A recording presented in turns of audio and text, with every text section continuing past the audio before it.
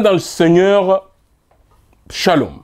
Nous revoici devant vous pour un autre numéro de notre pensée de la semaine qui traite à nouveau ces sujets qui nous concernent tous, ces sujets dont on a besoin dans la vie de tous les jours, c'est-à-dire les pardons.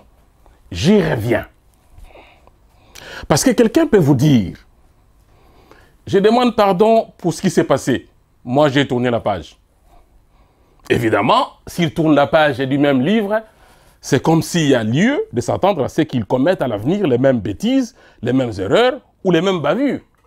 Alors, il vaut mieux lui dire de ne pas seulement tourner la page, mais de changer aussi des livres. Car avec le même livre, il risque de revenir aux pages antérieures, d'où la répétition de la faute.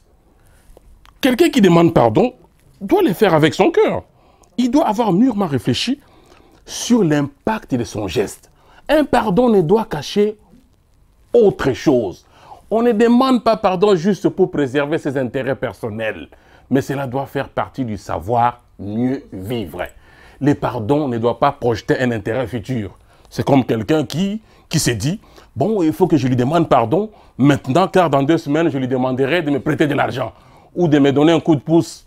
C'est un pardon manipulateur, un faux pardon. Le véritable pardon vient de la conscience, après une étude approfondie. Et surtout, avec l'intime conviction de ne plus refaire comme avant. Pour la personne qui pardonne, enfin qui vous pardonne, c'est une libération. Si et seulement si votre demande de pardon est sincère. Un conseil, votre frère, votre ami, votre sœur, votre patron, votre épouse ou votre mari n'est pas Jésus-Christ ou ni Dieu qui vous pardonnera tout le temps.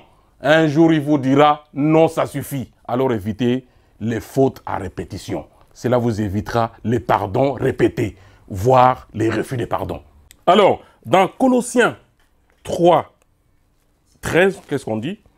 Supportez-vous les uns les autres. Et si l'un a sujet de se plaindre de l'autre, pardonnez-vous réciproquement, de même que Christ vous a pardonné, pardonnez-vous aussi. Dans Jean 13, 34, il est écrit, je vous donne un commandement nouveau. Aimez-vous les uns les autres, comme je vous ai aimé. Vous aussi, aimez-vous les uns les autres. Dans Matthieu 18, versets 15 à 17, nous pouvons lire, « Si ton frère a péché, va et reprends-le entre toi et lui seul. S'il t'écoute, tu as gagné ton frère. Mais s'il ne t'écoute pas, prends avec toi 1 ou 2 personnes afin que toute l'affaire se règle sur la déclaration de 2 ou de 3 témoins. S'il refuse de les écouter, dis-le à l'Église. Et s'il refuse aussi d'écouter l'Église, qu'il soit pour toi comme un païen et un publicain. » Bien-aimé dans le Seigneur, si ton frère a péché, va et reprends-le entre toi et lui seul.